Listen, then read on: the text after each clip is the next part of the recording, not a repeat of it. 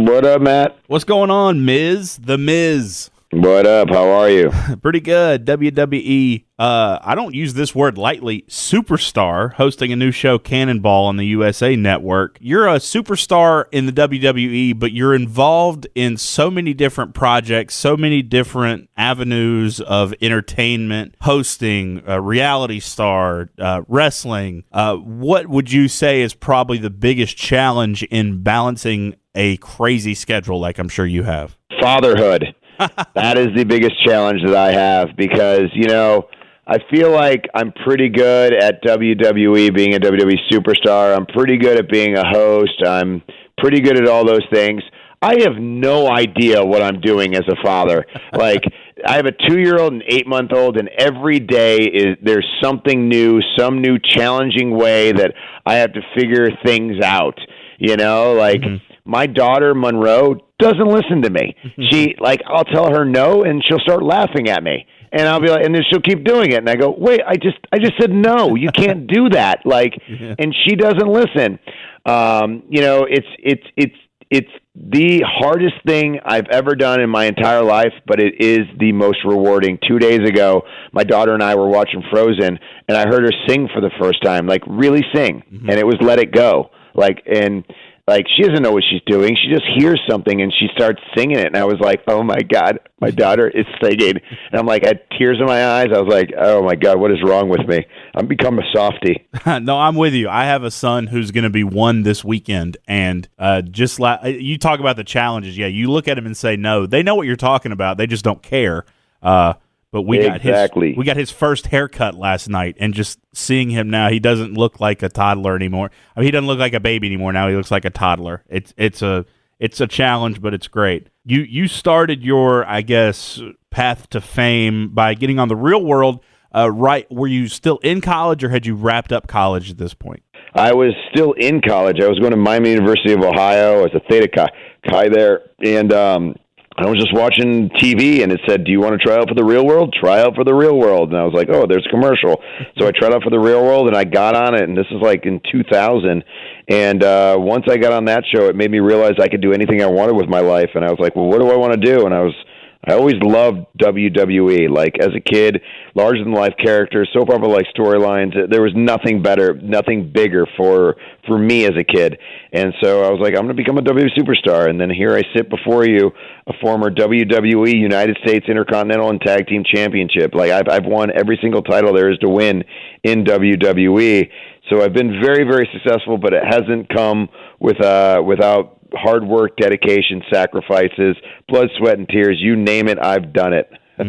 So what would your career path have looked like had you not been watching TV at that moment? What do you think you would be doing today if you hadn't? I'd be flipping burgers for my dad at Mr. Hero. There you go. At his burger joint, Mr. Hero. That's probably what I'd be doing. Honestly, I don't know. I really don't know where my life would be if I didn't get casted on The Real World. It really changed my whole mindset. My mindset before The Real World was after high school, you go to college. After college, you go back home, you get a job, you get a family, and that's what you do for the rest of your life. Right. That was my mind frame. And then once I got on The Real World, it changed it. It just said, wait a second, what do I really want to do? What is it? What are my dreams? And why can't I just pursue them? Why do I have to do what everyone else tells me that I do, what I'm supposed to do? Why don't I do what I want to do? Talking about WWE, what would you say is your all-time favorite, if you had to pick one, WWE memory for you? It would have to be, I have two, actually. It would be the main event of WrestleMania 27, walking in as the WWE champion and walking out as the WWE champion in the main event. And I remember standing in the ring, and John Cena's entrance is happening, and nobody's watching me. Everyone's watching John Cena. And 10 of my best friends who were watching in 1999 Rock in Austin in the main event in my living room on TV, pay-per-view, WrestleMania for the championship. And then there I am as a WWE superstar with those people that used to be in my living room cheering Rock and Austin on. They were cheering me on, supporting me. And I looked over to them. I was like, we did it. And then the other one would be when I got to wrestle with my wife and walk down the WrestleMania ramp with her. and fight alongside her against John Cena and Nikki Bella. I thought that was a really cool moment for myself and my wife. So you aren't just, the wrestling star, a WWE star, and a reality show star. You've also done some acting in some major motion pictures. How would you compare the process of making a movie versus making a reality show? Well, in a movie, you get a bunch of takes. In WWE, it's live. So if you flub a word, it's flubbed, and the whole world will hear it, and the whole world will make fun of you for it. So it's one of those things, And also in doing a movie, it takes a long time to do. Like, SmackDown, it takes 2 hours because guess what? It's a 2-hour show. A movie takes, the last movie I did was The Main Event, which is right now on Netflix. It just came out probably like 3 months ago. And it's been doing really well. But that movie took, I think almost, a month and a half to film. And also, you don't have fans booing you and telling you suck while you're shooting a movie. You don't have hecklers. In WWE, the norm, normally we have 10 to 20,000 fans out there chanting you suck.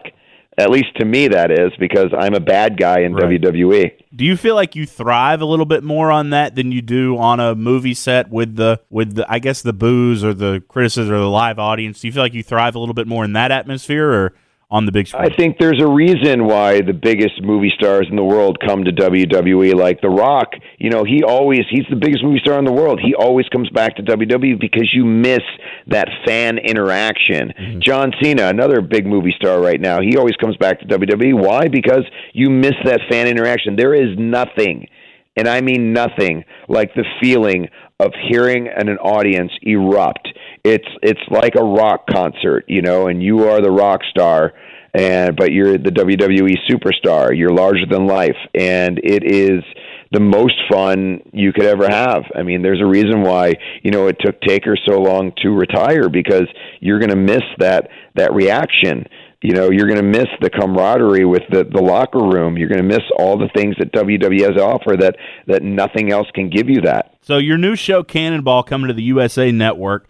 What can we expect from this show? Because looking at it, it looks almost like a extreme day at a water park. Expect laugh out loud moments. Expect drama, competitiveness. There's a 100-foot mega slide that people go 60 miles an hour down and 80 feet in the air. And one of the challenges is called the human dart, and they have to land on a target. And, you're going 60 miles an hour and you're hitting a target and you're the dart. So you have to hit the bullseye with any part of your body. So it creates a lot of ooh moments, and it'll create a lot of laugh out loud moments. And I think, honestly, right now in this day and age where we're at, people need some time to just escape their reality, sit down with their family, get some popcorn, and just laugh. Miz, I appreciate you taking some time to chat with me today. Your new show, Cannonball, coming to USA, WWE Superstar. I've been waiting a long time to say this. Mike, The Miz, you are awesome. Thank you so much for taking some time to talk with me. Thank you very much.